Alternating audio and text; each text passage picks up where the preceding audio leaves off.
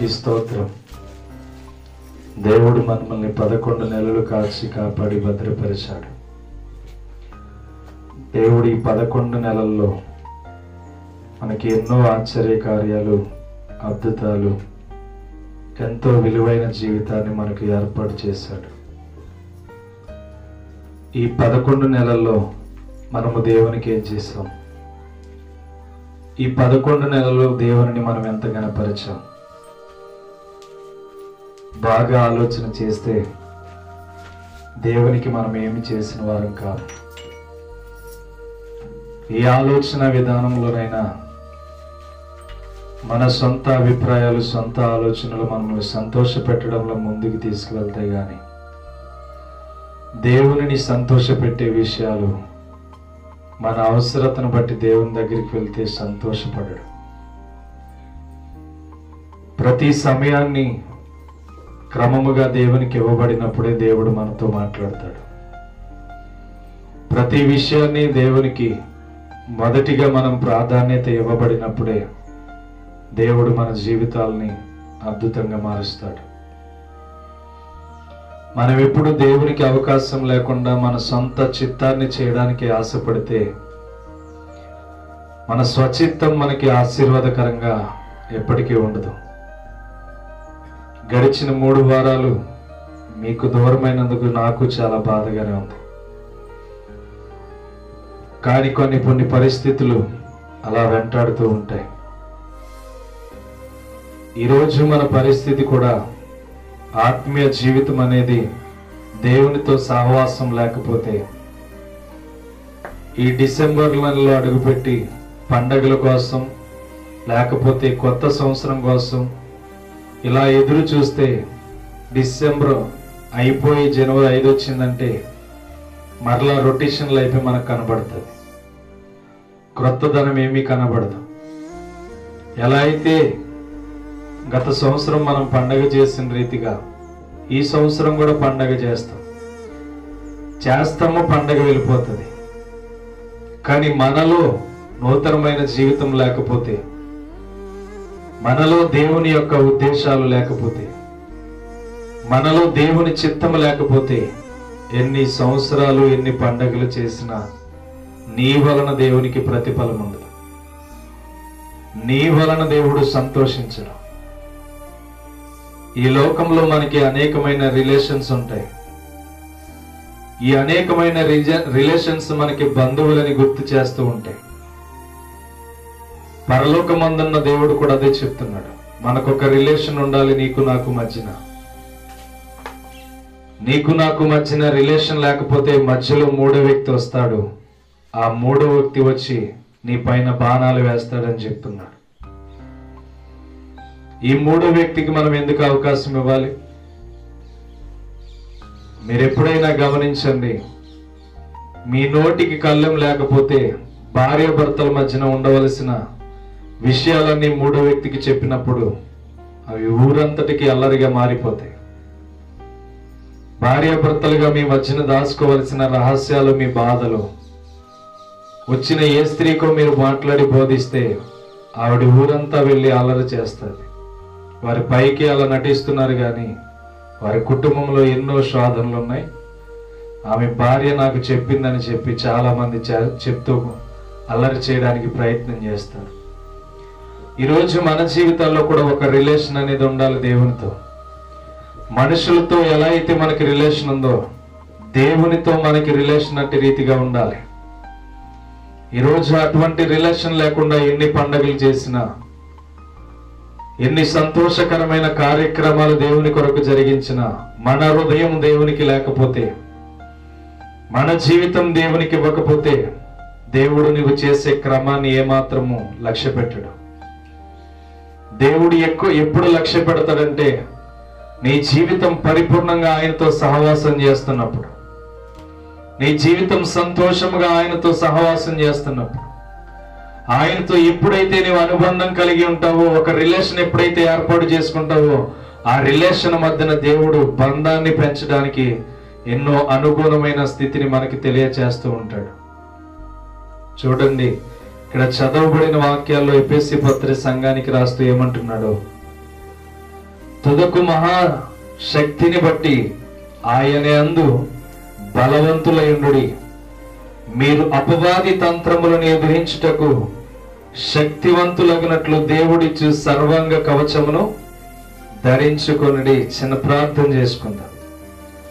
మహాగణుడమైన గొప్ప దేవుడు పరిశుద్ధాత్మ దేవానికి స్తోత్రాలు. నీ ఉన్నతమైన కృపను బట్టి నీ ప్రేమను మేము ఎంత పొందుకుంటున్నామో, నీ ప్రేమను మేము ఎంత పొందుకుని నీకు ప్రేమ తిరిగి ఇవ్వలేకపోతున్నామో తండ్రి, మీ ఉన్నతమైన కృపను బట్టి మీ ఉన్నతమైన నామాన్ని బట్టి స్తోత్రాలు చెల్లిస్తున్నాం. ఈ వాక్యము ద్వారా ఇక నుంచైనా నిన్ను ప్రేమించే వారిగా మా జీవితాలను మహా అద్భుతంగా మార్చండి. ఈరోజు నువ్వు మాట్లాడబోతున్న ప్రతి మాట విషయంలో తండ్రి, నీవే నీ మహాకృప చేత బిడ్డలకు జ్ఞానమును వచ్చే కృప దయచేయండి. వారి జ్ఞానముతో ఆలోచింపచేయ శక్తిని దయచేయమని ప్రార్థన చేస్తున్నా. జ్ఞానముతో మాట్లాడగలిగే కృపను దయచేయమని ప్రార్థన చేస్తున్నా. నీ పరిశుద్ధాత్మ వాక్కు శక్తిని మాకు రిలీజ్ చేసి ఈ ప్రాంగణమంతటి నీ స్వాధీనంలో ఉంచుకొని పరిశుద్ధాత్మ కృపలో ప్రతి బిడ్డ హృదయాన్ని నీ వైపుకు తీసుకోమని యేసు నామం పేరిట అడిగి వేడుకొనుచున్నాం తండ్రి, ఆమేన్. నెమ్మది కలిగిన జీవితంలో సమాధానాన్ని వెంటాడాలి. ఈ సమాధానం వెంటాడినప్పుడు మన జీవితాలు ఆశీర్వదించబడతాయి. సమాధానం లేకుండా మన జీవితాలు బాగుపడాలి అంటే ఏనాటికి కూడా బాగుపడడానికి చాలా కష్టం. మన శక్తిని బట్టి మన బలాన్ని బట్టి మనం బ్రతికేస్తున్నాం అనుకుంటే అది ఏ మాత్రము కూడా వెర్రితనముగా కనబడుతుంది. నీ శక్తిని బట్టి బ్రతికేస్తే నీ జీవితం వరదిల్లదు. నీకున్న దాన్ని బట్టి బ్రతికేస్తే నీ జీవితం ముందుకు సాగలేదు. ఎప్పటికైనా అది గోతిలో పడిపోయే రీతిగా ఉంటుంది. దేవుని వాక్యం చెప్తుంది, మీరు ప్రభు యొక్క శక్తిని బట్టి ఆయన యందు బలవంతులై ఉండమంటుంది. ఈరోజు మనం ఎక్కడ బలహీనలం అవుతున్నాం ఆలోచన చేయండి. అంత్య దినాల్లోనికి వెళ్తున్న రోజులు మనకి కనబడుతున్నాయి. ఇంకా చాలా మంది చాలా రిలేషన్స్ పెట్టుకుని జీవితాలను నాశనం చేసుకునే వారిని మనం చూడగలుగుతున్నాం. ఎన్నో అబద్ధమైన మాటలు వింటూ తొందరపాటు కలిగిన జీవితాన్ని నాశనం చేసుకుంటూ వ్యర్థమైన వ్యసనాల పైన దృష్టి పెట్టుకుని దేవుడిచ్చు శక్తిని ధరించుకోవడం మానేసి ఆయన యందు బలవంతులు కావడం మానేసి ఈరోజు చాలా మంది చాలా రిలేషన్ పెట్టుకుని బ్రతుకుతున్నారు. ఈ రిలేషన్స్ అన్ని ఎక్కడి వరకు అంటే శరీరానికి సంబంధించిన వ్యాధిగ్రస్తులైన వారి వరకే. నా శరీరం బాగుంది అని జీవించే వారి వరకే ఇది తుదికి జరుగుతుంది. కానీ దేవుని వాక్యం చెప్తున్న మాట ఏంటంటే, తుదకు ప్రభు యొక్క మహాశక్తిని బట్టి ఆయన యందు బలవంతులై ఉండమని చెప్తుంది. మరి మనం ఎవరి యందు బలవంతులమై ఉన్నాం? మన ఆస్తిని బట్టి బలవంతులమై ఉన్నామా? మనకున్న హోదాను బట్టి బలవంతులమై ఉన్నామా? మనకన్నీ సమృద్ధిగా దొరుకుతున్నాయి కాబట్టి కరెక్ట్ గా మన శక్తిని ధరించుకొని మనం ఉన్నామా? దేవుని వాక్యం చెప్తుంది, ప్రభు యొక్క శక్తిని బట్టి మీరు బలవంతులు అవ్వమని చెప్తుంది. ఈరోజు దేవుని యొక్క శక్తిని బట్టి మనం బలవంతులం అవ్వగలిగితే దేవుడు మనతో రిలేషన్ పెట్టుకుంటాడు. దేవుడు మనతో రిలేషన్ లో ఉంటే ఏ రీతిగా కార్యాలు జరుగుతాయో ఈరోజు మనం తెలుసుకోబోతున్నాం. దేవుడు మనతో ఉన్నప్పుడు ఆ రిలేషన్ బంధాన్ని దేవుడు ఇంకెంత బదిలీపరుస్తాడో మనం నేర్చుకోబోతున్నాం. ఈరోజు నీ జీవితం ఎలా ఉందో ఆలోచన చేయి. ఈ 12వ నెల 1వ తేదీన అడుగు పెట్టావంటే కేవలం దేవుని కృప వలన మాత్రమే. నీకున్న హోదాను బట్టి నువ్వు బ్రతికేట్లా.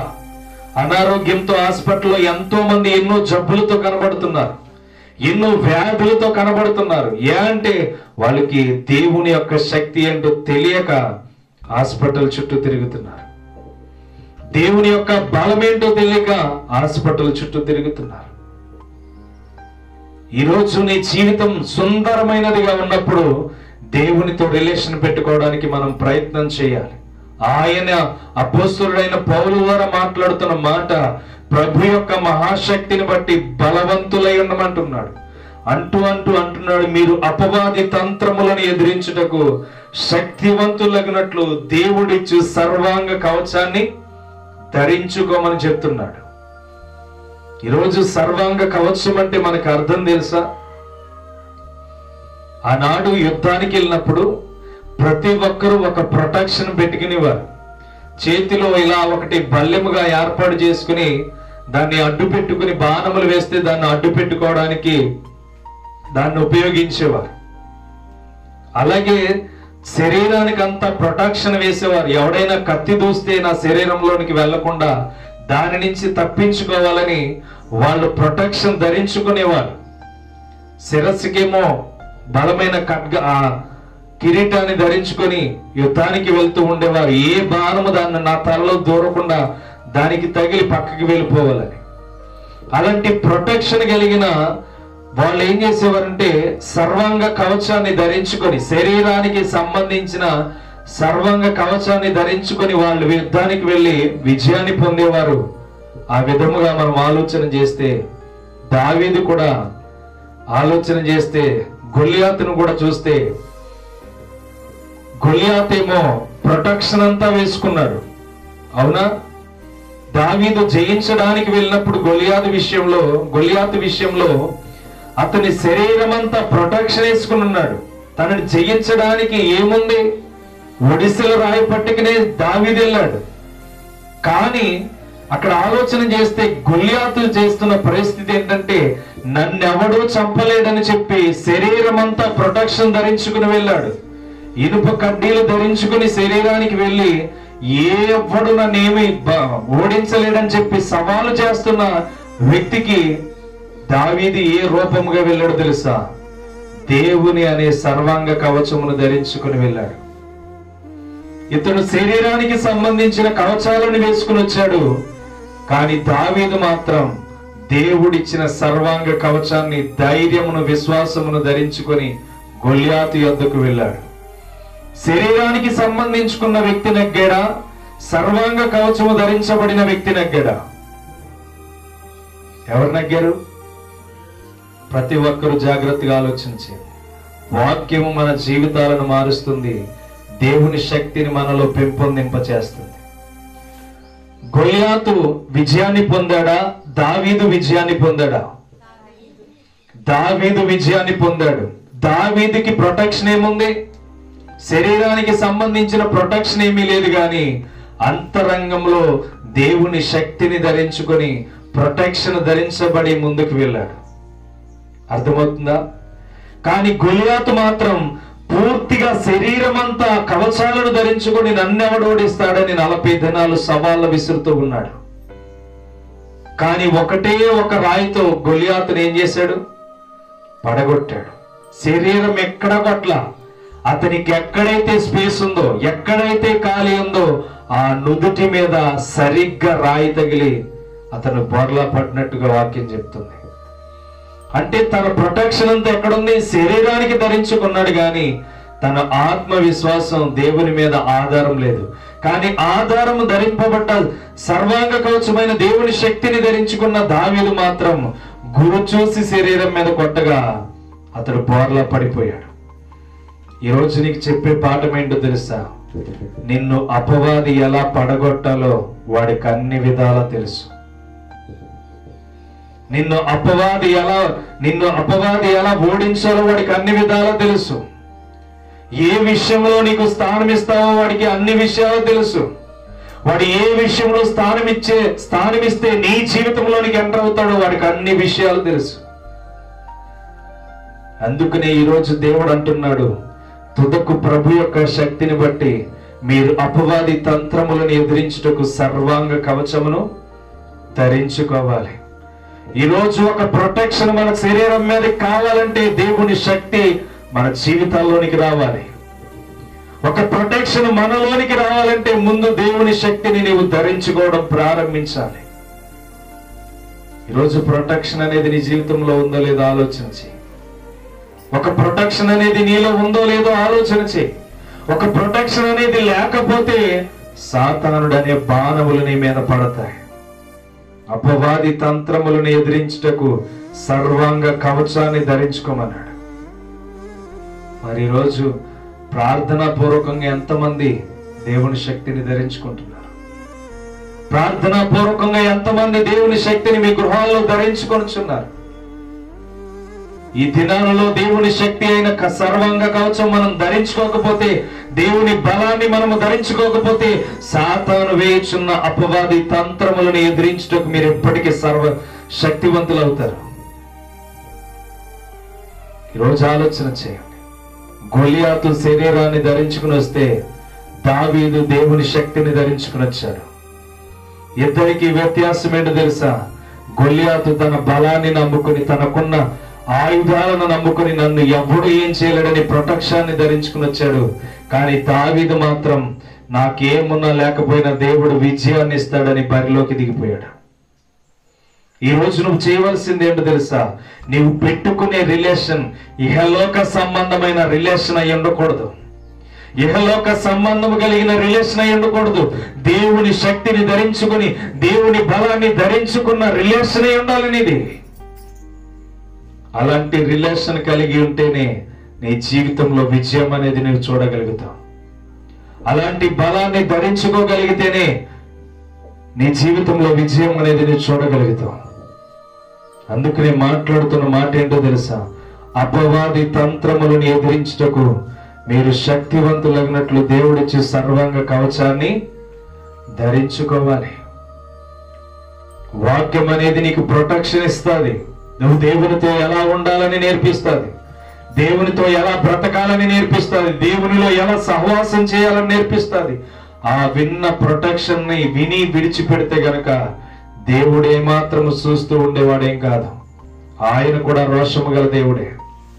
ఆయనకు కూడా కోపం వస్తుంది. ఆయనకు కూడా వేదన వస్తుంది. చెప్పే కొలది విని విని విని విసిగిపోయి దేవుడు ఈమె మారదు అనుకుంటే ఒకే ఒక్క దెబ్బ కొడతాడు. కోలుకోలేని స్థితిలోనికి వెళ్ళిపోతాం మనం. దేవుడు చెప్తున్నాడు, ఈ రోజు నువ్వు చేయవలసింది ఏంటంటే ప్రొటెక్షన్ అయిన సర్వాంగ కవచాన్ని ధరించుకోండి. మీ మీదకి అపవాది వేస్తున్న బాణాలను ఎదిరించడానికి మీరు ఒక ప్రొటెక్షన్ ధరించుకోండి. మీ కుటుంబం మీదకి వస్తున్న బాణాలను ఎదిరించడానికి ఒక ప్రొటెక్షన్ ధరించుకోండి అని దేవుడు చెప్తున్నాడు. మీరు వాక్యాన్ని సరిగ్గా చదివితే అర్థమవుతూ ఉంటాయి కొన్ని విషయాలు. ఏమండి, సంసోనేమో సింహాన్ని చీల్చాడు. తన బలాన్ని బట్టి సింహాన్ని చీల్చాడు. దావీదేమో గొర్రెపిల్లని ఎత్తుకుపోతుందని సింహాన్ని చంపేశాడు. కానీ సర్వాంగ ధరింపబడిన దానియేలు దగ్గరకు వచ్చేటప్పటికి సింహాల నోళ్లు ముయ్యించబడ్డాయి. అర్థమవుతుందా?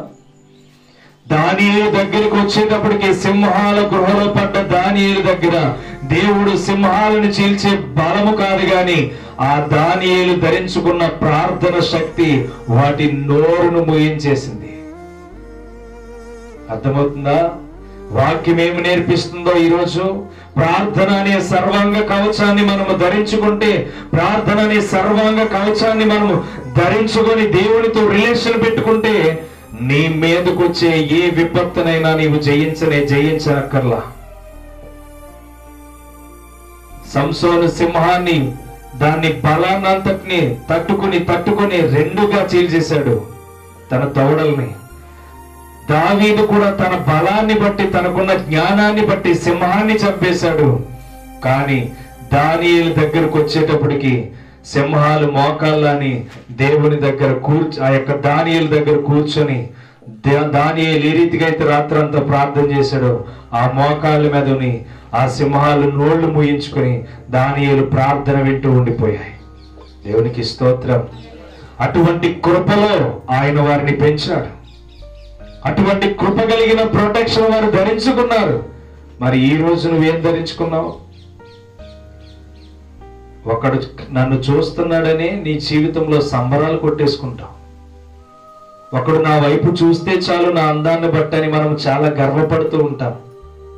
మన శరీరాన్ని బట్టి మనం ఎంత ఆశపడుతూ ఉంటామంటే, అయ్యో వీడు అపవాది అయినా ఆ అపవాది నా మీద బాణాలు వేస్తున్నాడనే ఉద్దేశం మనలో ఉండదు. మన శరీరాన్ని నాశనం చేయడానికి అపవాది బాణాలు విసురుతున్నాడు. వీటిలో నేను పడిపోకూడదనే ఆలోచన మనకు ఉండదు. అపవాది మన మీద బాణాలు వేసి నరకంలోనికి తీసుకువెళ్ళిపోతాడు. అయ్యో నా మీదకే బాణాలు వేస్తున్నాడు అనే గురి మనకి ఉండదు. ఈరోజు ఉందా మనకి గురి? ఎలా వేస్తాడు అపవాది మనం తెలుసుకోగలుగుతున్నామా? భర్త నుంచి ఎలా దాడి చేయబోతున్నాడో మనం తెలుసుకోగలుగుతామా? భార్య నుంచి ఎలా దాడి చేయగలుగుతున్నాడో మనం తెలుసుకోగలుగుతామా? తెలుసుకోలేదు. ప్రార్థన నీ జీవితంలో ఆయుధముగా మారిపోవాలి. దానియేలు సింహాల బోనులోకి వెళ్ళినప్పుడు వాటినన్నిటినీ చేల్చగల శక్తి దేవుడు ఇవ్వగలడు. గాని వాళ్ళిద్దరి విషయంలో జరిగింది, దానియేలు విషయంలో ఎందుకు జరగలేదు తెలుసా? దానియేలు విషయంలో దేవుడు అంత సహవాసం కలిగి ఉన్నాడు. దానియేలు విషయంలో దేవునితో అంత రిలేషన్షిప్ పెట్టుకుని ఉన్నాడు ఆయన. ఈరోజు నీ రిలేషన్ ఎలా ఉంది? వచ్చే బాధలన్నీ భరించడానికి శక్తినివ్వండి అని అడుగుతారు, అవునా? వచ్చే వేదనలన్నీ తొలగించండి ప్రభు అని ప్రార్థన చేస్తారు. ఆ వేదనలు నా మీదకి ఎందుకు వస్తున్నాయి ప్రభు? అవి నా మీదకి రావడానికి గల కారణం ఏంటి? వాటిని నేను జయించకపోవడానికి గల కారణం ఏంటి? వాటిని నేను ఎదిరించలేకపోవడానికి గల కారణం ఏంటి అని దేవుణ్ణి ఎప్పుడైనా మనం అడిగామా? దేవుణ్ణి ఎప్పుడైనా మనం ప్రయాసపడి అడిగామా? అడగం. అందుకనే మన మీదకి దాడి జరుగుతూ ఉంటది. కానీ ఎప్పుడైతే మనము సర్వాంగ కవచమైన దేవుని శక్తిని ధరించుకుంటామో ఆయన యందు మనము బలవంతులమై ఆయనతో రిలేషన్ లో ఉన్నవారి గనుక రిలేషన్ తో ఉన్న మన మీద దాడి చేయడానికి సాతానుడికి దేవుడు అవకాశం ఇవ్వడు. అందుకనే ముందుగా సర్వాంగ కవచాన్ని ధరించుకోమని చెప్తున్నాడు. ఈరోజు మీకు మీరుగా ప్రొటెక్షన్ తెచ్చుకోకపోతే వెళ్ళే దినాలు మహా ఘోరమైనవిగా కనబడుతున్నాయి. వెళ్ళే దినాలు మహా చెడ్డమైనవిగా కనబడుతున్నాయి. వెళ్ళే దినాలు మనల్ని నాశనం చేసే రీతిగా తీసుకువెళ్ళబోతున్నాయి. మరి ఈరోజు నీకు సర్వాంగ కవచం ఎంత అవసరమో దేవుడు తెలియచేస్తున్నాడు. దాన్ని ధరించుకున్న బిడ్డలు ఏ రీతిగా జీవించారో దేవుడు మనకి తెలియచేస్తున్నాడు. వాళ్ళిద్దరు సింహాన్ని చీల్చారు, గాని దానియేలు దగ్గరకు వచ్చేటప్పటికి సింహాల నోళ్లు ముయ్యించబడ్డాయి. ఈరోజు నీ జీవితం ఎలా ఉందో ఆలోచించి, నీకు ఒక ప్రొటెక్షన్ కావాలి. ఆ ప్రొటెక్షన్ నీకు కావాలంటే దేవుని శక్తి నీతో ఉండాలి. దేవునితో నీవు రిలేషన్ కలిగి జీవించాలి. అర్థమవుతుందా? జాగ్రత్త. 12వ వచనం చూసినట్లయితే, యాలయనగా మనము పోరాడున్నది శరీరులతో కాదు గాని ప్రధానులతోనూ అధికారులతోనూ ప్రస్తుత అంధకార సంబంధులకు లోకనాథులతోనూ ఆకాశ మండలమందున్న దురాత్మ సమూహములతోనూ పోరాడుచున్నాం. ఎవరితో పోరాడుతున్నామంట? ఇక్కడ చెప్తున్నాడు చూడండి. ప్రధానులతోనూ అధికారులతోనూ అంధకార సంబంధులు లోకనాథులతోనూ ఆకాశ మండలమందున్న దురాత్మ సమూహములతోనూ పోరాడుతున్నాం. ఈ లోకంలో శరీరంతో జీవిస్తూ ఈ లోకంలో మనం కష్టపడుతూనే ముందుకు వెళ్తున్నాం, కానీ అసలు మనకి నిజమైన జీవితం ఒకటి ఉంది. దానికోసం ఒక జయ జీవితాన్ని నేను పొందుకోవాలని గురి అనే కాన్సెప్ట్ మనలో లేకుండా పోతుంది. ఈరోజు దేవుడు మనల్ని మల్టిప్లై చేయాలంటే ఎలా చేస్తాడు? దేవుడు మనల్ని విస్తరింప చేయాలంటే ఎలా చేస్తాడు? ముందు నువ్వు దేవునికి అవకాశం ఇవ్వగలిగితేనే దేవుడు నీ జీవితాన్ని మల్టిప్లై చేయడం ప్రారంభిస్తాడు, అభివృద్ధి చేయడం ప్రారంభిస్తాడు, ఆశీర్వదించడం ప్రారంభిస్తాడు, విస్తరించడం ప్రారంభిస్తాడు నీ జీవితాన్ని. మరి దేవునికి ఇవ్వకుండా దేవుడు నీకు ఎలా ప్రొటెక్షన్ ఇస్తాడు? మనం పోరాడుతున్నది దురాత్మ శక్తులతో పోరాడుతున్నాం. అంధకార లోకనాథులతో, మనము అధికారులతో, ప్రధానులతో మనం పోరాడుతున్నాం. ఈ పోరాటంలో మనకి ఏ విజయం కావాలంటే దేవుని శక్తితో మనం పోరాడుతూ ఉండాలి. నాకు ప్రొటెక్షన్ కావాలి ప్రభు ఈ దినమంతటిలో, నాకు ప్రొటెక్షన్ ఇవ్వు తండ్రి ఈ దినమంతటిలో, నీ కృప నాకు బహు ఉన్నతముగా నాతో నడిపించు ప్రభు అని చెప్పి మనము ఆ ప్రొటెక్షన్ కోసం ప్రతి దినము పోరాటం చేయాలి. ఆకలితో ఉన్నవాడికి ఆకలి విలువ తెలుస్తుంది, అంతేనా? ఆకలితో ఉన్నవాడికి ఆకలి విలువ తెలుస్తుంది. ఎప్పుడైతే నీవు దేవుని మాటలు వినాలని ఆశపడతావో, దేవుని చిత్తాలను చేయాలని ఇష్టపడతావో, దేవుని మార్గాలను కనుగొనాలని ఇష్టపడతావో, నీ ఆకలిని బట్టే దేవుడు నిన్ను సంతృప్తి పరుస్తాడు.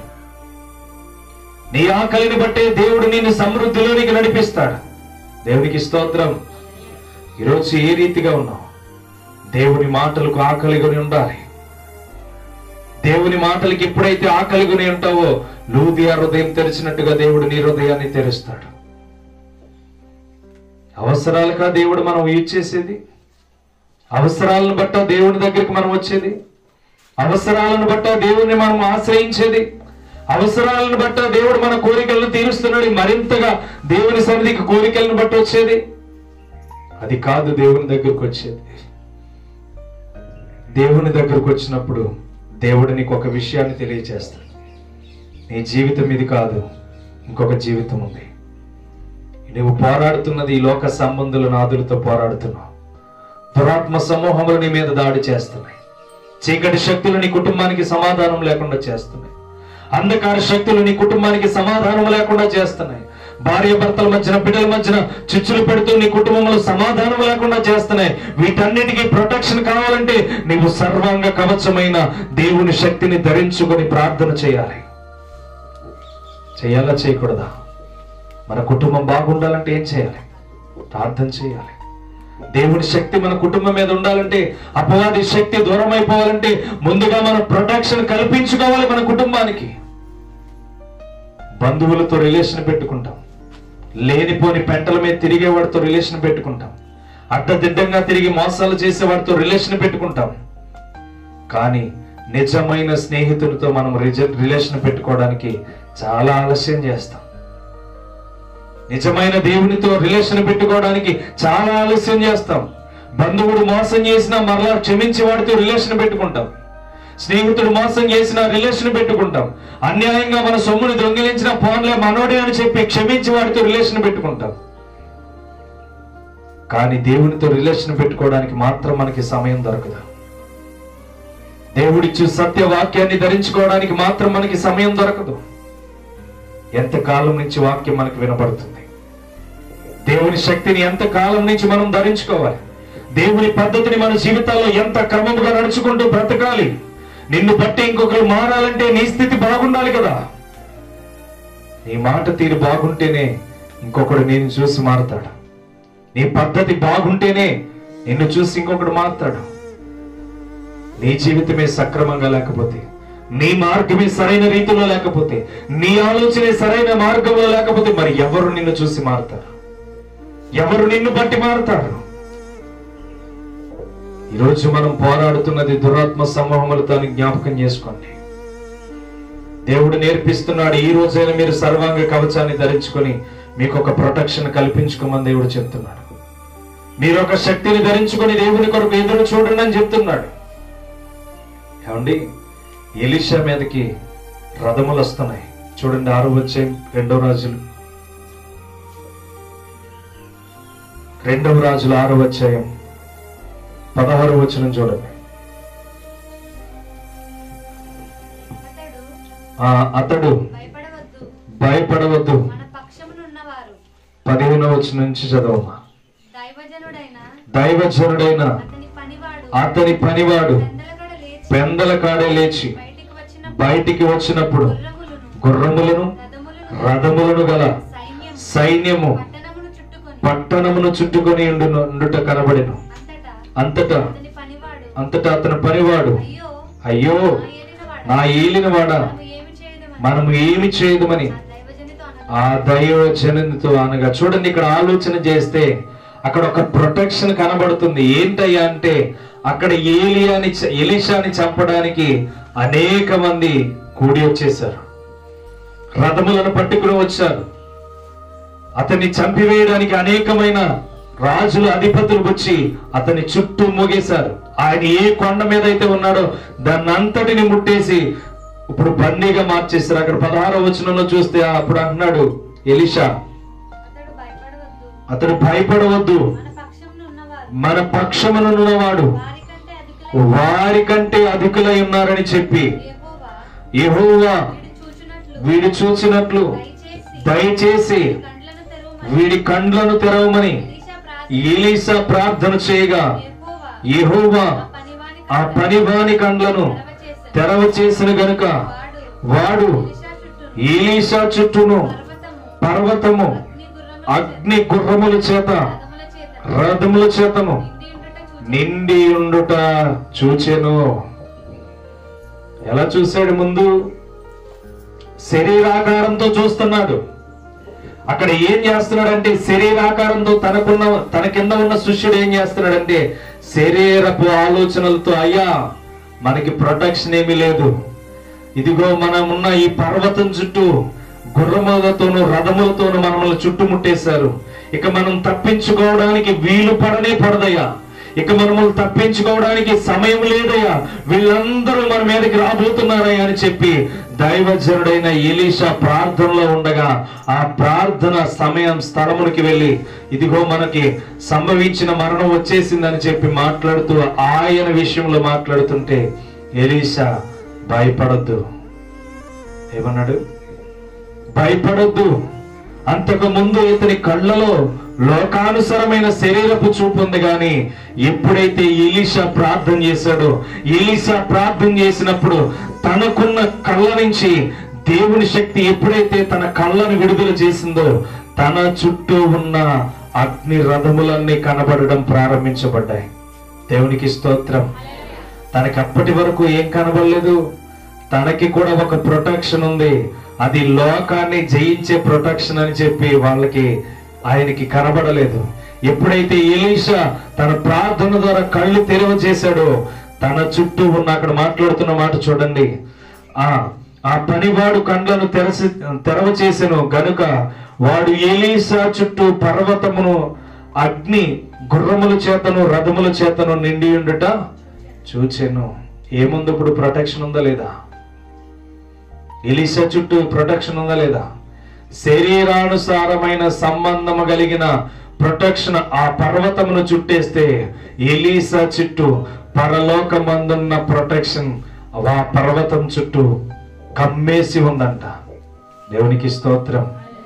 నువ్వు ప్రార్థన యోధుడిగా ఎప్పుడైతే మారుతావో నీ చుట్టూ దేవుడు ఒక ప్రొటెక్షన్ ఏర్పరుస్తాడు. అర్థమవుతుందా? దేవుడు నీ చుట్టూ ఒక ప్రొటెక్షన్ ఏర్పరుస్తాడు. ఆ ప్రొటెక్షన్ ఎలా ఉంటుందంటే ఏ మాత్రము భయము లేని రీతిగా నిన్ను నడిపిస్తుంది, నీలో బెదురు లేని రీతిగా నడిపిస్తుంది. అంటే దేవుని శక్తి ఆ విధముగా మన జీవితాల్లో కార్యం చేయడం ప్రారంభిస్తుంది. అంటే నువ్వు పెట్టుకున్నది మనుషులతో కాదు, దేవునితో రిలేషన్ పెట్టుకున్నావు గనుక నీ చుట్టూ ఎప్పుడు ఆయన దూతలు అగ్ని రథములు కాపుదలుగా ఉంటాయి. దేవునికి స్తోత్రం. హల్లెలూయా.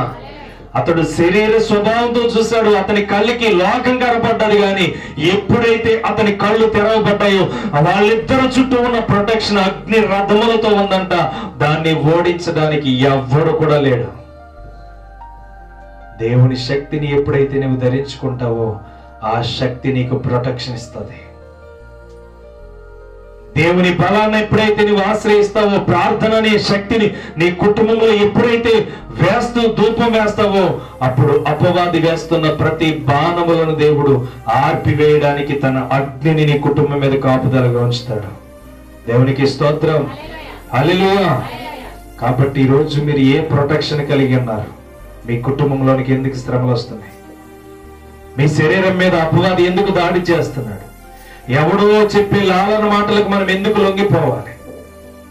దేవునికి ఇష్టమైంది ఏంటి? దేవునికి ఇష్టం కలిగిన పరిచర్య మనం చేయగలిగితేనే దేవుడు మనతో పరిచర్య చేయడం ప్రారంభిస్తాడు. మనము దేవునికి ఇష్టమైంది చేయగలిగితేనే దేవుడు మనల్ని ఆశీర్వదిస్తాడు. ఈరోజు ఏ ప్రొటెక్షన్ లో ఉన్నావు నువ్వు ఆలోచన చేయి. ఏ ప్రొటెక్షన్ తో జీవిస్తున్నావు ఆలోచన చేయి. సింహాలను చీల్చిన వారు ఒకవైపు ఉంటే సింహాలను నోళ్లు మూయించిన దానియేలు ఒకవైపు ఉన్నాడు. తన కళ్ళు కనబడక లోకానుసరమైన చూపుతో చూస్తుంటే ఏలియా చుట్టూ అగ్ని రథములు ఉన్నాయని ఆయన పరలోక సన్నిధిని అనుభవిస్తున్నాడు ఆ పర్వతం మీద. ఈరోజు మనం ఏ రీతిగా ఉన్నామో ఆలోచన చేయండి. దేవుడు జ్ఞానమంట సంత వీధుల్లో బిగ్గరగా అరుస్తుందంట. దానిని సంపాదించుకునేవాడు ఎవడు లేడంట. అర్థమవుతుందా? దానిని సంపాదించుకునేవాడు ఎవడు లేడు. జ్ఞానము బిగ్గరగా సంత వీధుల్లో అరుస్తుంటే, నన్ను మీరు సంపాదించుకోండి, ఫ్రీగా వస్తాను, నన్ను సంపాదించుకోండి, మీకు జ్ఞానం ఇస్తానంటే దాన్ని తీసుకుని మనకి ప్రొటెక్షన్ కల్పించుకునేవాడు ఎవడు లేడంట. అర్థమవుతుందా? సొలొమోను స్పష్టంగా చెప్తున్నాడు, ఈరోజు నీ జీవితానికి, నీ కుటుంబానికి ఒక ప్రొటెక్షన్ కావాలి. లేకపోతే అపవాది నీ కుటుంబం మీద దాడి చేయడం ఖాయం. నీ కుటుంబం మీద ప్రొటెక్షన్ లేకపోతే అపవాది దాడి చేయడం ఖాయం. ఎందుకంటే వాడు వేస్తున్న బాణాలకి నీవు లొంగిపోతే దేవుని శక్తి నీలో నిలవడం అసాధ్యం. దేవుని శక్తిని ధరించుకొని, దేవుని కృపను ధరించుకొని, దేవుని బలాన్ని ధరించుకొని నీ జీవితంలో ముందుకు వెళ్ళాలి. అంతే. ఎందుకంటే ఈ లోకానికి వచ్చిన యేసుక్రీస్తే ఒక ప్రొటెక్షన్ కలిగి ఉన్నాడు.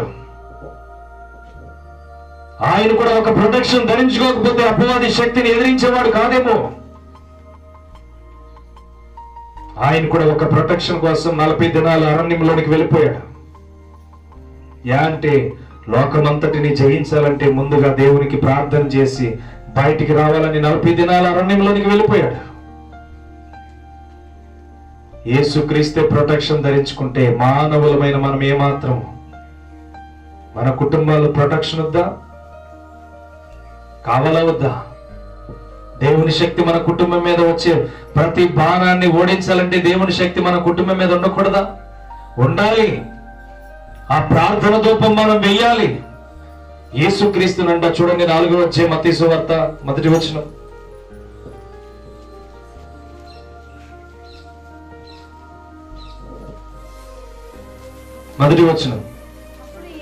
అప్పుడు యేసు అపవాది చేత శోధింపబడుటకు ఆత్మ వలన అరణ్యమునకు కొనిపోబడెను. దేని వలన కొనిపోబడ్డాడంట? అపవాది చేత. మీకు అర్థమైందో లేదు? అక్కడ శోధింపబడుట కంటే వాడేసే ప్రతి బాణాన్ని ఎదిరించడానికి ఆయన ఏమయ్యాడంటే ముందుగా తన జీవితాన్ని నలగొట్టుకోవడానికి వెళ్ళిపోయాడు. అర్థమవుతుందా? మనకి ప్రొటెక్షన్ రావాలంటే ఏం చేయాలంటే ముందుగా అపవాది వేస్తున్న బాణాలు ఏ విధంగా వేస్తున్నాడో వాడిని ఎదిరించడానికి మనము శక్తిని ధరించుకోవాలి. యేసుక్రీస్తే 40 దినాల అరణ్యంలోనికి వెళ్ళిపోయాడంటే మనం ఏ పాటి వారు ఆలోచన చేయండి. మనకు ఒక ప్రొటెక్షన్ కావాలని దేవుడు చెప్తున్నాడు ఇదేనన్నా. మీకు ఒక సిద్ధ మనసు కావాలని దేవుడు చెప్తున్నాడు ఇదేనన్నా. ఒక బలాన్ని మీరు ధరించుకోవాలని దేవుడు చెప్తున్నాడు ఇదేనన్నా. ఈరోజు మనం ధరించుకోగలుగుతున్నామా? ఆలోచన చేయండి. దేవుడు మనకి నేర్పిస్తున్న పద్ధతిలో మనం నడవకపోతే వేసే బాణములు చాలా సింపుల్ గా అపవాదికి లోబడిపోతాం. వేసే బాణములకు చాలా సింపుల్ గా మనం లోబడిపోతాం. అందుకనే ఈ లోక భక్తుడు కూడా అదే రాస్తాడు. చూడండి, 4వ అధ్యాయం 1వ వచనం చూస్తాను. యేసు పరిశుద్ధాత్మ పూర్ణుడై యోర్దాను నుండి తిరిగి వచ్చి 40 దినములు ఆత్మ చేత అరణ్యములోనికి నడిపింపబడి అపవాది చేత శోధింపబడుచుండెను. ఆ దినములలో ఆయన ఏమీ తినలేదు. అవి తీరిన తర్వాత ఆయన ఆకలిగొనగా అపవాది, నీవు దేవుని కుమారుడు అయితే రొట్టె అగునట్లు ఈ రాతితో చెప్పుమని ఆయనతో చెప్పెను. అర్థమవుతుందా? శోధించాడా? శోధించలేదా యేసుక్రీస్తుని? వాక్యం చెప్తుందా? నేను చెప్తున్నానా? వాక్యమే చెప్తుంది. యేసుక్రీస్తును కూడా అపవాది ఏమయ్యాడంట? శోధించాడు. మరి ఈయనేం చేశాడు? శోధింపబడడం ప్రారంభించబడిన తర్వాత నేను ఒక ప్రొటెక్షన్ ధరించుకోవాలని అరణ్యంలోనికి వెళ్ళి 40 దినాలు దేవునితో సహవాసం చేశాడు. 40 దినాలు దేవునితో సహవాసం చేయడానికి అరణ్యవాసం చేశాడు ఆయన. మీకు అర్థమవుతుందో లేదో, ఆయన పరలోకం నుంచి పుట్టించబడ్డాడు. పరలోకం నుంచి భూలోకానికి మరియ గర్భఫలమందు పుట్టి ఈ లోకంలోనికి పెరిగాడు. పెరిగిన వ్యక్తి, దేవుని శక్తి చేత ఎదిగిన వ్యక్తి. మరి దేవుని బలాన్ని ధరించుకోవడానికి ఎందుకు అరణ్యంలోనికి వెళ్ళాలి? ఎప్పుడైనా ఆలోచన చేసామా? అపవాది శక్తిని ఎదిరించడానికి దేవుడే ఆయనకి అవకాశం ఇవ్వచ్చు కదా. అపవాది శక్తిని ఎదిరించడానికి ఆయనకి బలాన్ని ఇచ్చి, నువ్వెందుకు ఉపవాసం ఉంటున్నావు, నువ్వేం నీ శరీరాన్ని నలగొట్టుగా అక్కర్లేదని చెప్పి యేసుక్రీస్తు వారికి దేవుడు తెలియచేయచ్చు కదా. ఆలోచించామా ఈ విధానాన్ని? మనం ఎప్పుడైనా ఆయన శరీరంతో ఉన్నాడు, ఆయన కూడా ఆయన శరీరాన్ని కాపాడుకోవాలి. అర్థమవుతుందా?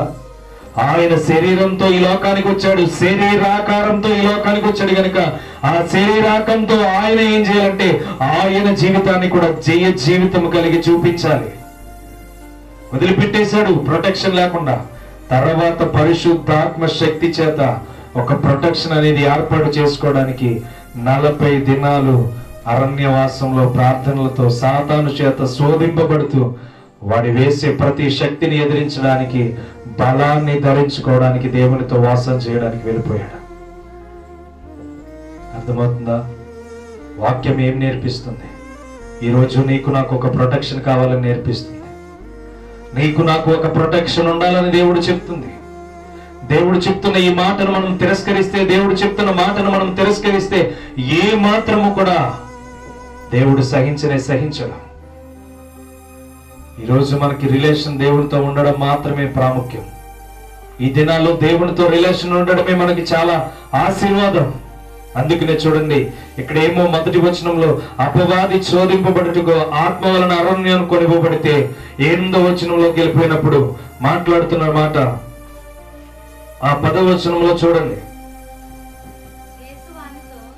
యేసు వానితో, సాతానా పొమ్ము, ప్రభువైన నీ దేవునికి మ్రొక్కి ఆయనను మాత్రమే సేవింపవలనని వ్రాయబడి ఉన్నదనెను.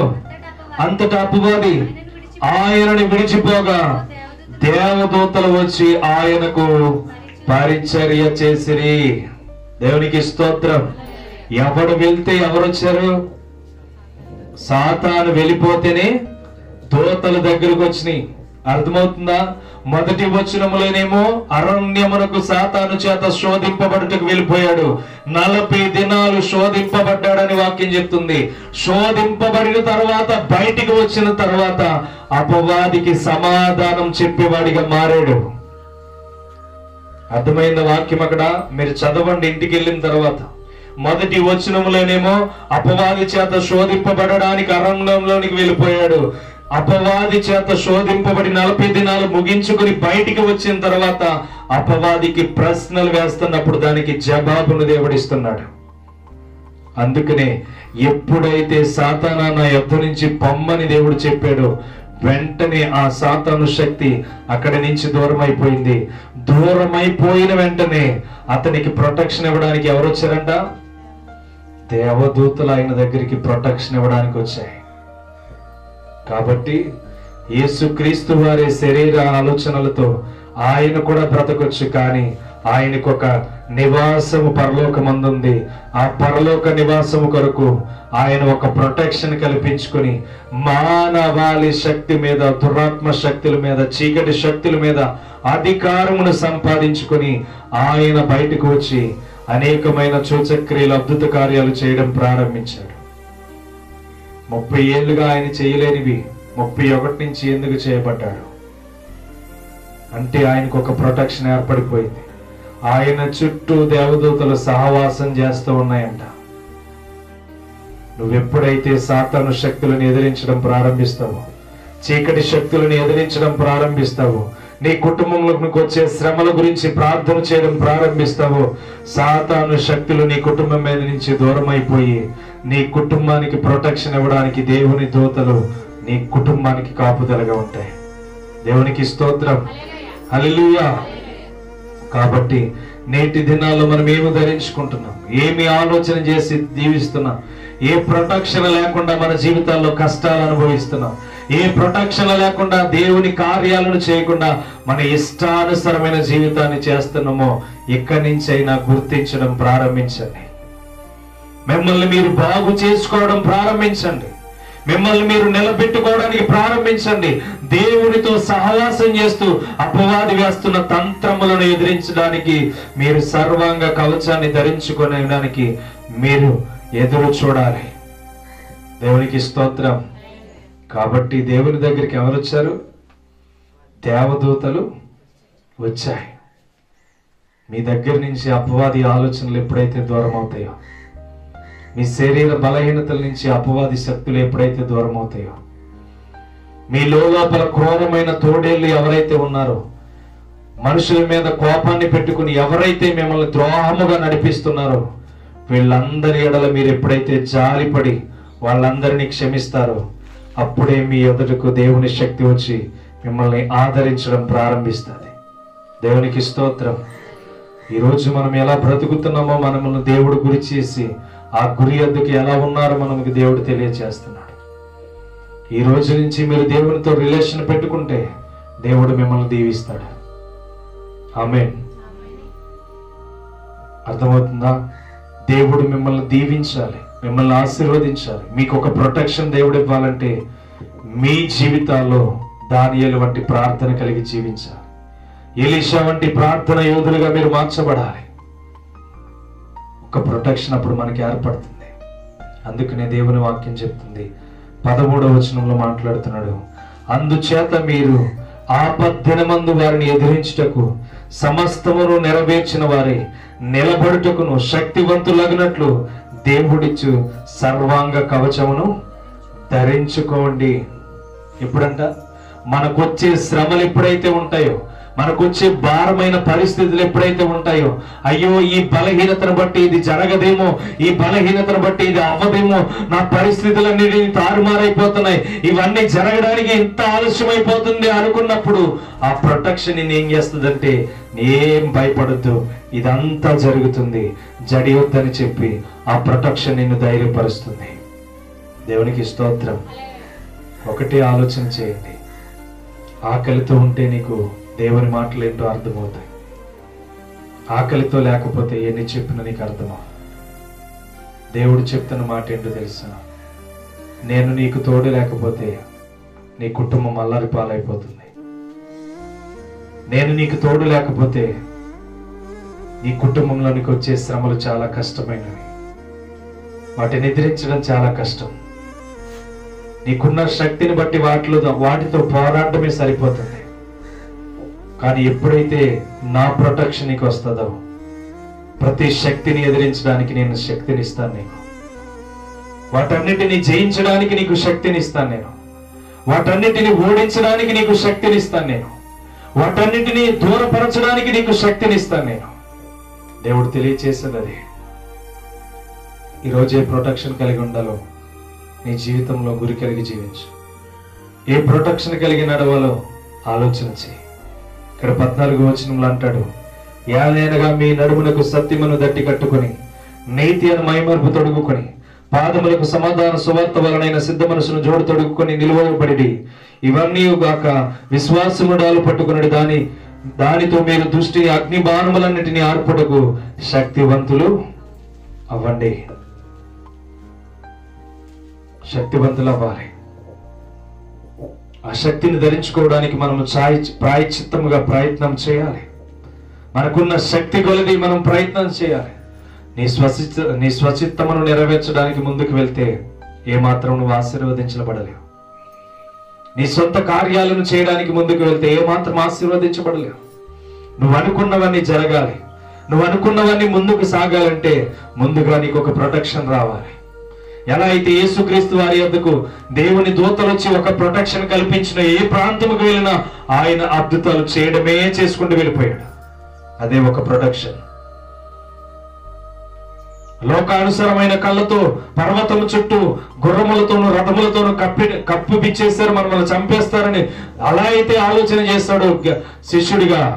ఆ శిష్యుడు ఎప్పుడైతే కళ్ళు తెరవబడ్డాయో అతడు అగ్ని రథములను గుర్రములను చూడడం ప్రారంభించాడు. నువ్వు ఎప్పుడైతే నీ జీవితానికి ఒక ప్రొటెక్షన్ ఏర్పాటు చేసుకుంటావో దేవుడు నీ కుటుంబానికి అద్భుతమైన ప్రొటెక్షన్ ఇవ్వడానికి ఇష్టపడుతూ ఉంటాడు. అది ఎటువంటి బలహీనత అయినా నువ్వు ఎదిరించగలవు. అది ఎటువంటి కృంగిపోయిన పరిస్థితి అయినా దాన్ని ఎదిరించగలవు. నువ్వు జయించలేనిది కూడా దేవుడు జయించి నీకు చూపిస్తాడు. నువ్వు ఓడిపోతున్నానని తెలిసిన దానిలో నీకు విజయాన్ని దేవుడు చూపిస్తాడు. అప్పుడే ఆ ప్రొటెక్షన్ ఏంటో నీకు అర్థమవుతుంది. అందుకనే అంటున్నాడు, మరియు రక్షణను స్థిరస్త్రావును ధరించుకొని దేవుని వాక్యమును ఆత్మ ఖడ్గమును ధరించుకొనిడి ఆత్మ వలన ప్రతి సమయమందును ప్రతి విధమైన ప్రార్థన విజ్ఞాపనలు చేయొచ్చు. ఆ విషయంలో సమస్త పరిశుద్ధులతో మీతో పూర్ణ పట్టుదలతో విజ్ఞాపన చేయొచ్చు. మెరుగుగా ఉండండి. మెలకువలేని జీవితాలు మనవి.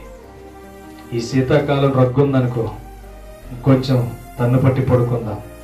కాలేజీకి వెళ్ళే టైం చాలా ఉంది, ఇంకా స్కూల్కి వెళ్ళే టైం చాలా ఉంది, వంట చేసే టైం చాలా ఉంది. లెగిద్దాంలే, ఇంత బద్ధకాన్ని లెగిసి వంట చేద్దామా అని చెప్పే ఆలోచనలు మనవి. ఈ శీతాకాలంలో 3 గంటలకు లెగిసి 4 గంటలకు లెగిసి నువ్వేదైతే అనుకుంటున్నావో పోరాటం చేయి. నీకు నెలలో రిజల్ట్ వచ్చేస్తుంది. ఈ శీతాకాలంలో దేవుడు బాగా గమనిస్తాడు. ఎందుకో తెలుసు? ఈ శీతాకాలంలో మత్తు ఎక్కువ వస్తుంది. ఫ్యాన్ ఫైన్ తిరుగుతున్నా కానీ దుప్పటి మాత్రం కాళ్ళకి తలకి బాగా తన్ను పట్టేయాలి. అర్థమవుతుందా? ఇలాంటి పరిస్థితుల్లో తన నిద్ర మత్తును వదలగొట్టుకొని నా కొరకు ఎవరైతే లేచి ప్రార్థన చేస్తారో, నా కొరకై ఎవరైతే లేచి తన కుటుంబం కొరకు తన ఉన్న పరిస్థితులను బట్టి మొరపెడుతున్నారో, దేవుడు తప్పకుండా వారి ప్రార్థన ఆలకిస్తాడు. మీరు లేచి చూసి ప్రార్థన చేయండి. ఒకే విషయం గురించి నెల రోజులు మీరు ప్రార్థన చేసి చూడండి. 3 గంటల నుంచి 4 గంటల ప్రాంతంలో లేచి మీకు జరగబోయే కార్యం ఎలా ఉంటుందో దేవుడు మీకు చూపిస్తాడు. నిజమా కదా? ఎన్ని గంటలకు లేస్తున్నారు? దేవునికి ఎంత ప్రార్థన చేస్తున్నారు? మన పేసులను బట్టి అర్థమైపోతుంది. దేవునికి స్తోత్రం. అందుకనే మనం పోరాడుతున్నది శరీరానుసారమైన జీవితంతో. రాత్రి ఒక మాటలు మాట్లాడాడు దేవుడు, సాయంత్రం అప్లోడ్ చేస్తాం. మీకు సమయం ఉంటే మీ దేహాన్ని ఎలా కాపాడుకోవాలో ఆ విషయాన్ని గురించి దేవుడు మాట్లాడాడు. మన దేహాన్ని మనం ఎలా కాపాడుకోవాలో దేవుడు ఆ మాటలను తెలియచేశాడు. అది సాయంత్రం యూట్యూబ్లో అప్లోడ్ చేస్తాం. మీకు సమయం ఉంటే చూడండి. కాబట్టి మన శరీరం ఎప్పుడైనా పడుకోమంటది. దానికి ఉండే పరిస్థితే అది. ఏం చేస్తున్నావు పగలంతా? మధ్యాహ్నం మాటలు కంచి పడుకో. ఏం చేస్తావులే, 3ంటికి లేచి మిగతా పనులు చేసుకుంది కానీ. అవునా? పడుకునే ముందు ఒకసారి ఆలోచన చేయండి. నాకు ఇచ్చిన ఈ సమయాన్ని సాతానుడికి ఎందుకు అవకాశం ఇవ్వాలి? సోమరి సీమల యొద్దకు వెళ్ళి నేర్చుకో. ఎందుకన్నాడు ఆ మాట? ఒకసారి ఆలోచన చేయండి. సోమరితనం మన జీవితాన్ని నాశనం చేస్తుంది. ఈ శీతాకాలం బాగా మత్తు ఎక్కువ మనకు కనబడుతూ ఉంటుంది. అయితే మనము చేయవలసింది, దేవునితో సహవాసం చేస్తే దేవుడు మనకు ఒక ప్రొటెక్షన్ ఇస్తాడు. ఆ ప్రొటెక్షన్ మనల్ని జయ జీవితంలోనికి తీసుకువెళ్తాడు. దేవుని వాక్యం అంటుంది, దేవుని మూలముగా పుట్టిన ప్రతి వాడు లోకమును జయించి ఉన్నాడు. అర్థమవుతుందా? ఎవరైతే దేవుని మూలంగా పుడతారో వాళ్ళందరూనంట లోకమును జయించిన వారు. అర్థమవుతుందా? ఇంటికి వెళ్ళిన తర్వాత చదువుకోండి. 1 యోహాను 5వ అధ్యాయం 4వ వచనంలో ఉంటారు. ప్రతి ఒక్కరూ లోకాన్ని జయించానంటే నువ్వు దేవుని కుమారుడు అయిన లెక్కే. ఈరోజు దేవుడు అదే చెప్తున్నాడు. విన్న వాక్యాన్ని మీ జీవితంలో నుంచి దూరపరచుకోవద్దు. మీ కుటుంబానికి ప్రొటెక్షన్ కావలసిన దినాలు వచ్చేసి, మీ కుటుంబానికి ప్రార్థన యోధులుగా మీకు మీరే స్థిరపడవలసిన దినాలు వచ్చేసినాయి. నాకు అంతమంది రావాలి, ఇంతమంది రావాలనే ఆలోచన విడిచిపెట్టేశాను. ఎంతమంది వస్తే అంతమందిని నీ యొద్దకు తీసుకురావాలనే ప్రయాసంలోనికి దిగిపోయాను. సంఘం బలపడాలి, వాళ్ళు రావాలి, వీళ్ళు రావాలని కాదు. ఎంతమంది వస్తే వాళ్ళని వధువులుగా దేవునికి అప్పగించాలి. పెండ్లి కుమార్తెలు వాళ్ళ వారిని సిద్ధపాటు చేసి దేవునికి అప్పగించాలి. అదే నా గురి. ఇంకా వాళ్ళు ప్రార్థనకు రావాలి, వీళ్ళ ప్రార్థనకు రావాలి, వాళ్ళని బతిమాలని, వీళ్ళని బతిమాలని కాదు. ఎవరైతే తన శరీరాన్ని కాపాడుకుంటారో వాళ్ళు మాత్రమే దేవుడికి అవసరం. ఎవరైతే మీ జీవితానికి ప్రొటెక్షన్ కల్పించుకుంటారో వాళ్ళు మాత్రమే దేవునికి అవసరం. ఎవరైతే దేవునితో రిలేషన్ పెట్టి ఉంచుకుంటారో వాళ్ళు మాత్రమే దేవునికి అవసరం. యేసుక్రీస్తు ఎలా అయితే రిలేషన్ దేవునితో గడపాలని 40 దినాలు వెళ్ళిపోయాడో, దేవదూతలు వచ్చి సహవాసం చేసినాయి. ఎలీషా ఎలా అయితే దేవునికి ప్రొటెక్షన్ కావాలని ప్రార్థనలతో ఉన్నాడో, పర్వతముల చుట్టూ లోక సంబంధులు మూగిపోయినా పరలోకమందున్న అగ్ని సంబంధులు వారికి ప్రొటెక్షన్ ఇచ్చారు. సింహాల బోనులోనికి వెళ్ళిన దానియేలు ఏ మాత్రము సింహాలను చీల్చాలన్న ఉద్దేశంలో లేడు. వెళ్ళి పడ్డాడు. ఆ పడ్డ చోట మోకరించి దేవునికి చేతులెత్తాడు. సింహాల నోళ్లు మూయబడ్డాయి. ఈరోజు నీ జీవితంలో నీకు వచ్చే శ్రమలను ఎదుర్కోవాలనే అవసరం నీకు అవసరం లేదు. అర్థమవుతుందా? నేను చెప్పేది బాగా గుర్తు చేసుకోండి. మీకు ప్రొటెక్షన్ కావాలంటే మీ జీవితాల్లో దేవుడు బహు ఉన్నతమైన కృపలో మిమ్మల్ని నిలబెట్టబోతున్నాడు. ఈరోజు మీరు ప్రొటెక్షన్ ధరించుకుంటే దేవుడు మీ కుటుంబాలను ఆశీర్వదిస్తాడు. దేవునికి స్తోత్రం. ఆమేనంటే ఆ జరుగునుగా కానీ. అర్థమవుతుందా? ఆమేనంటే ఊరికే అంటున్నారు అనుకోవద్దు. ఆమేనంటే జరుగునుగా కానీ అర్థం. ఓకేనా? కాబట్టి ఒక ఆశీర్వాదమైన మాట వచ్చినప్పుడు మోతికి ప్లాస్టర్ వేసుకున్న వాళ్ళగా నాయంకే చూడొద్దు. దేవుని మాటలకు ఆమేనని చెప్తే అది మన కుటుంబాలకి ఆశీర్వాదకరంగా ఉంటుంది. కాబట్టి ఈరోజు మనము దేవుడిచ్చు సర్వాంగ కవచాన్ని మనకు మన కుటుంబాలకి ప్రొటెక్షన్గా కల్పించుకోవాలి. విన్న వాక్యంలో మనము 3 వ్యక్తులను చూసాం. ఆ 3 వ్యక్తులు కూడా వాళ్ళ విషయంలో వాళ్ళ మీద ఆధారపడలేదు, దేవుని మీద ఆధారపడ్డారు. అర్థమవుతుందా? వాళ్ళుగా ఒక ప్రొటెక్షన్ ఏర్పాటు చేసుకున్నారు. నా శరీరము ఈ లోకంలో పోతుందేమో కానీ నా ఆత్మ దేవుని దగ్గర ఉంటుంది అని ఒక ప్రొటెక్షన్ వారి జీవితంలోనికి వెళ్ళిపోయింది. వాళ్ళు ఏ రీతిగా వారి జీవితాన్ని కాపాడుకోవడంలో నిర్లక్ష్యం చేయలేదు. మనము కూడా నిర్లక్ష్యం చేయకుండా దేవుని శక్తిని ధరించుకోవడానికి ఆయన బిడ్డలుగా ముద్ర వేసుకుందుముగాక. ఆమేన్. దేవుడు మనల్ని దీవించి ఆశీర్వదించుగాక. ప్రతి ఒక్కరు మోకరించి ప్రార్థన చేద్దాం. ఈ రోజు వరకు దేవుని ప్రొటెక్షన్ లేకుండా నీ జీవితాన్ని నాశనం చేసుకుని ఉంటాం. ప్రార్థన చేద్దాం. ప్రభువా, నీ శక్తిని ధరించుకొని నీతో రిలేషన్లో ఉండాలనుకుంటున్నాను. ఈ లోక సంబంధులతో నేను రిలేషన్తో ఉండి నా జీవితాన్ని కోల్పోయాను, మోసపోయాను, వ్యర్థమైన వాటికి అవకాశం ఇచ్చాను, వ్యర్థమైన వాటికి నేను చోటునిచ్చాను. ఇక ఈ రిలేషన్ నాకు వద్దు ప్రభువా. నీతో ఉండే రిలేషన్ నాకు కావాలి, నీలో ఉండే రిలేషన్ నాకు కావాలి. దానియేలు ఎలా అయితే సింహాల నోళ్లను ముగించగలిగే శక్తిని అతనికి ఇచ్చావో తండ్రి, అలాగే యేసుక్రీస్తు 40 దినాలు ఉపవాసం ఉండినప్పుడు తనకి ఎలా అయితే దేవదూతల్ని ప్రొటెక్షన్ గా ఇచ్చావో, ఏలియా చుట్టూ ప్రొటెక్షన్ గా ఉండడానికి అగ్ని రథములను మాకు ఇచ్చావో, వారికి ఇచ్చావో, ఈరోజు మాకు నీ ప్రొటెక్షన్ కావాలని వాక్యాన్ని విన్నాం. నీ వాక్యం విషయంలో ఒక ప్రొటెక్షన్ మా కుటుంబానికి కావాలని విన్నాం. మా కుటుంబానికి నీ ప్రొటెక్షన్ కావాలని ఆశపడుచున్నాం. ఇక నుంచి మేము ప్రార్థన చేస్తూ మా కుటుంబంలోనికి రాబోతున్న ప్రతి వ్యవస్థను ఎదుర్కొనే శక్తిని మాకు కావాలి. నీ యందు బలవంతులమై మేము జీవించాలి ప్రభు. నీ యందు మేము బలము ధరించుకున్న వారిగా మేము జీవించాలి ప్రభు. నీ ప్రొటెక్షన్ మేము ధరించుకున్న వారిగా మేము జీవించాలి ప్రభు.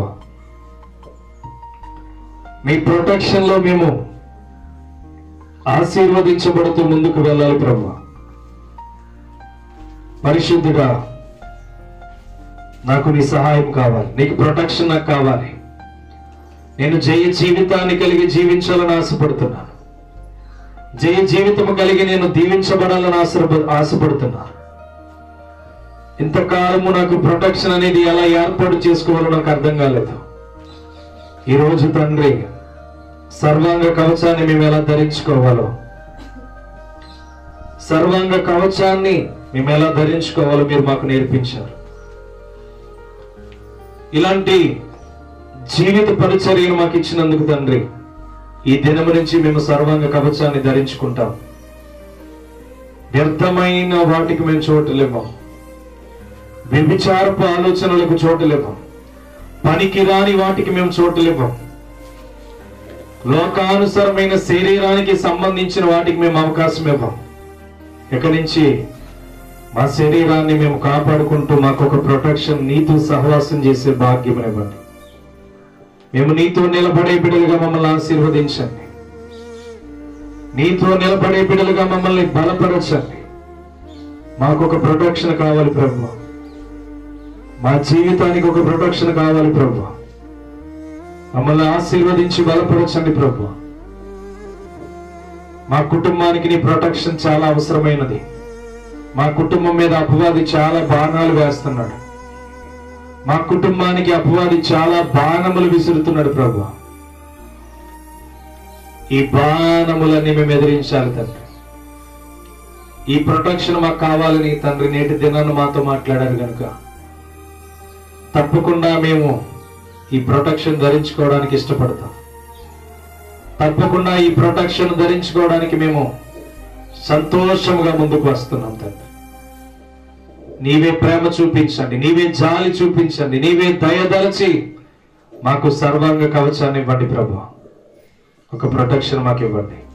ప్రార్థన చేద్దాం. ప్రతి ఒక్కరు హృదయాలు తెరిచి ప్రార్థన చేద్దాం. ప్రతి ఒక్కరు హృదయాలు తెరిచి ప్రార్థన చేద్దాం. మాకు ప్రొటెక్షన్ కావాలి ప్రభు. యేసుక్రీస్తు ఎలా అయితే సంపాదించుకున్నాడో, ఏలియా ఎలా అయితే సంపాదించుకున్నాడో, దానియేలు ఎలా అయితే సంపాదించుకున్నాడో, ఈ ప్రొటెక్షన్ నాకు కావాలి ప్రభు. ఈ ప్రొటెక్షన్ లో నన్ను ఉంచి ముందుకు నడిపించండి. ఈ ప్రొటెక్షన్ లో నన్ను ఉంచి బలపరచండి. నా కుటుంబాన్ని కూడా నీవే ధైర్యపరచండి. నా కుటుంబాన్ని కూడా దీవించండి. నా కుటుంబంలోకి వస్తున్న విపత్తులన్నీ ఎదుర్కొనే బలమైన శక్తిని ధరింపచేయండి. నా కుటుంబంలోనికి వస్తున్న ప్రతి శక్తిని అయ్యా నీవే మాకు సహాయపు ద్వారములు తెరిచి మేలు చేయండి తండ్రి. నీవే కృప చూపిస్తారని నమ్ముచున్నాం. నీవే నీ కృపలో మమ్మల్ని భద్రపరుస్తారని నమ్ముచున్నాం. నీవే కృప చూపించండి. నీ కృపను వారి వలె మాకు దయచేయండి. నీ కృపను వారి వలె మాకు అనుగ్రహింపచేయండి. ప్రార్థన చేద్దాం. స్తోత్రం స్తోత్రం స్తోత్రం స్తోత్రం. పరిశుద్ధుడా, ప్రేమ కలిగిన తండ్రి, కృప కలిగిన దేవ, సర్వశక్తిమంతుడా, నేటి దినాన మేము ఎలా ఉండాలో మాతో మాట్లాడిన తండ్రి నీకు స్తోత్రాలు. మేమెలా నీ వాక్యముతో బలవంతులం అవ్వాలో, సర్వాంగ కవచాన్ని ధరించుకొని మేము ఎలా నడవాలో మాతో మాట్లాడినందుకు స్తోత్రాలు. బహుబలమైన నీ కృప చేత మమ్మల్ని అధికముగా ఆశీర్వదించి ఒక ప్రొటెక్షన్ లో మేము ఎలా జీవించాలో మాతో మాట్లాడినందుకు స్తోత్రాలు తండ్రి. మమ్మల్ని దీవించండి, ఆశీర్వదించండి, బలపరచండి. విన్న వాక్యాన్ని విడిచిపెట్టక తండ్రి బలవంతులుగా మేము మారడానికి మేలు చేయండి. అపవాదిని ఎదిరించుటకు సర్వాంగ కవచమును ధరించుకునే బలమైన యోధులుగా మార్చండి. నీవే కృప చూపించి బలపరిచి మేలు చేయండి తండ్రి.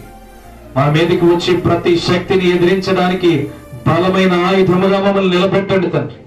మా కుటుంబం మీద, మా భర్తల వైపు, మా బిడ్డల వైపు, మా యొక్క భార్యల వైపు వచ్చే విపత్తుని ఎదుర్కొనే శక్తిని ఎదిరించడానికి మీరు మాకు ప్రొటెక్షన్ దయచేయండి తండ్రి. నీవే కృపలో భద్రపరిచి నేటి దినమన విలువైన వాక్యంతో మాతో మాట్లాడినందుకు కృతజ్ఞతాస్తుతులు చెల్లిస్తున్నాం తండ్రి. బలపరిచి నీవే కృపలో నింపి నడిపించి వేలైన మెండైన దీవెనలతో నీ బిడ్డలుగా మరి ముందుకు నడిపించి అమూల్యమైన నీ కృపను మాకు తోడుగా ఉంచి మేలు చేయమని పరిశుద్ధాత్మ కలిగిన నామములో నీవే కృపతో నింపి నడిపించి మేలు చేయమని నీవే అద్భుతమైన వర్తమానంతో మాతో మాట్లాడినందుకు నీకే కృతజ్ఞతాస్తుతులు చెల్లించుకుంటూ ఈ దీన ప్రయాస కలిగిన పరిచర్యను అభివృద్ధి చేసి సంఘాన్ని బలపరిచి మేలు చేయమని, వధువులుగా ప్రతి ఒక్కరిని తీర్చిదిద్దమని, వధువురాలుగా ప్రభు ప్రతి ఒక్కరము సిద్ధపడుటకు మేలు చేయమని యేసునామం పేరిట అడిగి వేడుకొనుచున్నాం తండ్రి. ఆమేన్. ఆమేన్. అందరికీ వందనాలు.